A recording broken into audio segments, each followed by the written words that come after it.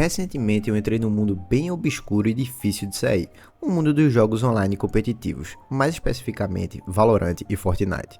Lógico que eu tô sendo dramático, mas na moral galera, eu só estava jogando basicamente esses dois jogos.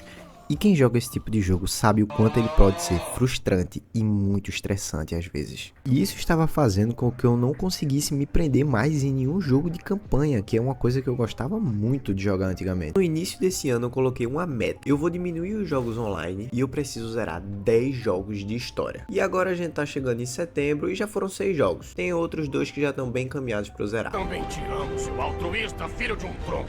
Nesse vídeo eu vou analisar os 5 primeiros jogos que eu zerei esse ano, dar uma nota e contar um pouco da minha experiência voltando a curtir tantos jogos de campanha. E para começar essa saga eu queria começar com um joguinho que fosse um pouquinho mais curto, né, para facilitar a minha volta a esse tipo de jogo. Então eu escolhi Stray, sim, o famoso jogo do gatinho. E eu não poderia ter escolhido um jogo melhor. Stray me prendeu logo no início. A gameplay ela é bem simplesinha, mas os cenários, o carisma dos personagens e o mistério ao redor da história são com certeza o ponto alto dessa obra. Você passa o jogo inteiro controlando um gato em um mundo aparentemente pós-apocalíptico, onde alguns robôs vivem no subterrâneo. Nosso objetivo é fazer nosso gatinho voltar à superfície, e para isso a gente conta com a ajuda de alguns outros personagens, que são os robôs, acaba ajudando alguns, eles já ajudam a gente de volta, e assim vai desenrolando a história do jogo. A gameplay do jogo é baseada principalmente na exploração, e ficar escalando livremente o ambiente do jogo com o nosso gatinho, na moral, é muito divertido. É quase como se fosse um Assassin's Creed de gatinho, tá ligado? Então isso não tem como ser ruim. As partes que tem tipo meio que um combate são bem raras, e a dificuldade em geral do jogo, dos alguns puzzles que aparecem também é bem baixa, então é um joguinho bem tranquilo. Então é um joguinho que eu recomendo muito e eu garanto pra vocês que ele pode emocionar vocês, tá? Minha nota pra ele, sem dúvida nenhuma, é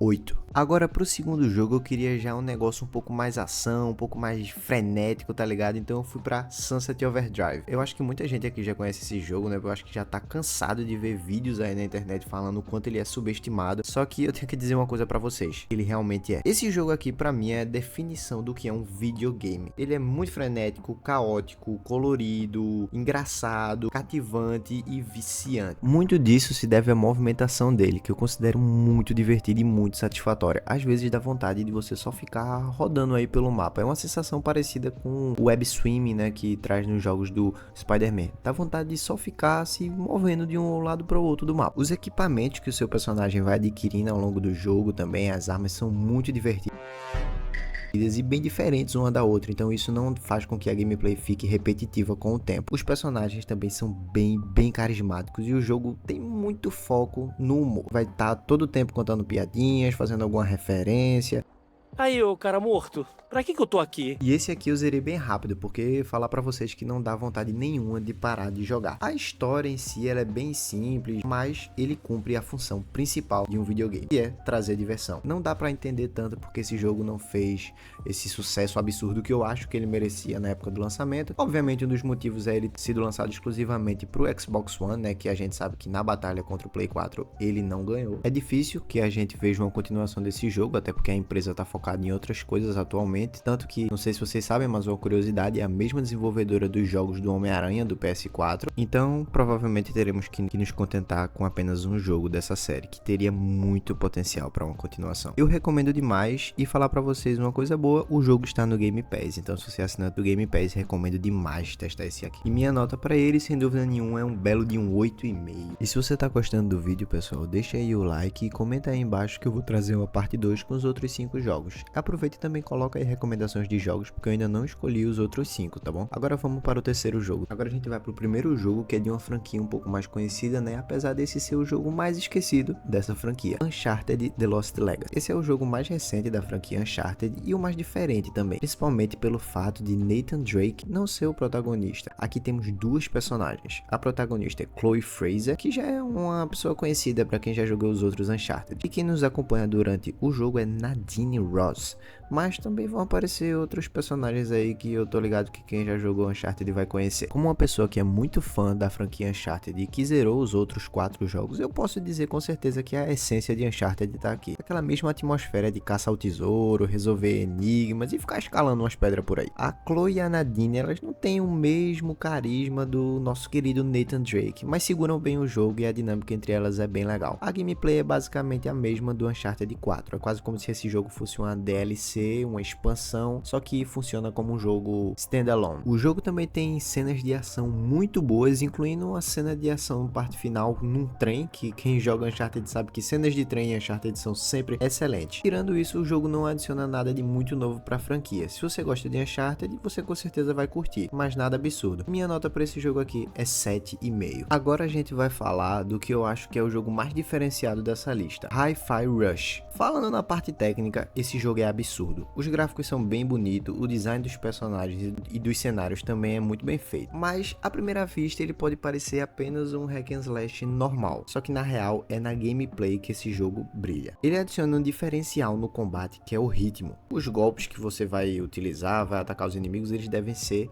aplicados dentro de um certo ritmo, dentro de um certo tempo, digamos assim, né? Para quem entende de música seria ficar dentro do tempo, sempre dentro do compasso. E quando você consegue utilizar os golpes dentro desse tempo, você consegue gerar combo, gerar mais dano ao inimigo, esse tipo de coisa.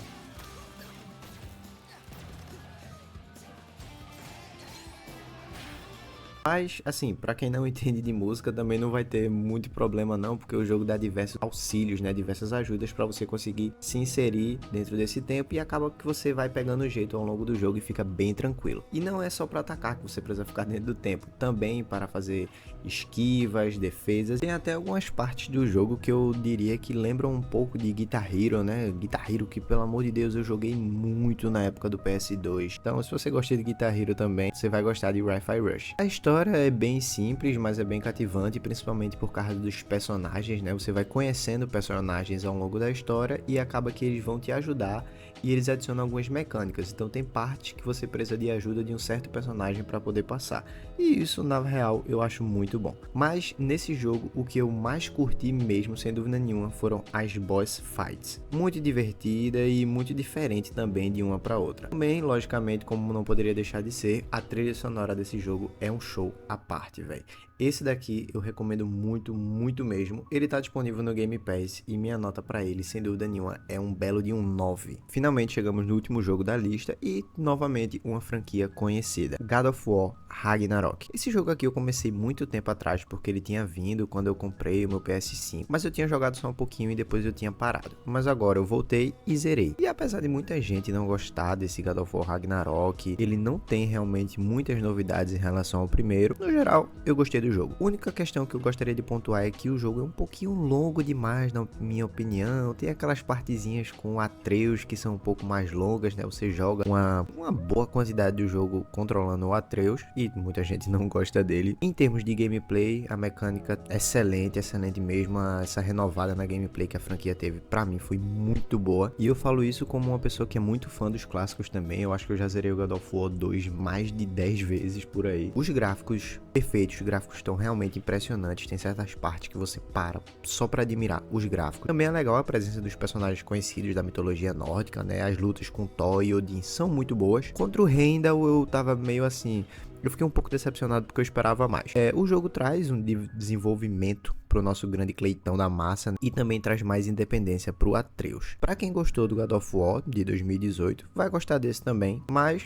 lembrando que ele não traz muita coisa nova. Essa aventura do nosso Cleitão merece sem dúvidas uma nota 8,5. Então galera, esses foram os 5 jogos que eu zerei até agora em 2025. Trazer também uma menção honrosa para Hades, que não chega a ser um jogo de campanha, mas que eu completei e joguei bastante ultimamente. E é um jogo simplesmente sensacional, muito bom mesmo. Eu tô gostando muito dessa experiência de voltar a jogar jogos focados na história, né, em modo campanha. É uma coisa que eu tava sentindo falta, conseguir me prender, conseguir me atentar à história, me conectar com os personagens. Então essa volta tá sendo bem legal e sem dúvida nenhuma eu não vou parar. Obviamente que eu não parei totalmente de jogar jogos online, né, jogos competitivos, ainda jogo ali, mas sempre deixando um espacinho para outros tipos de jogos. A meta agora é eu zerar no mínimo mais 5 até o final do ano, né? Já tem alguns encaminhados aí na lista, mas agora eu vou pedir a ajuda de vocês. Primeiro eu quero que vocês coloquem aí nos comentários o que vocês acharam desses 5 jogos que eu escolhi para serem os primeiros. Segundo, eu quero que vocês me indiquem outros jogos para eu poder completar essa lista. Se vocês gostarem do vídeo, eu com certeza vou trazer uma parte 2 mostrando e falando um pouco mais sobre esses outros 5 jogos. Podem indicar jogo de qualquer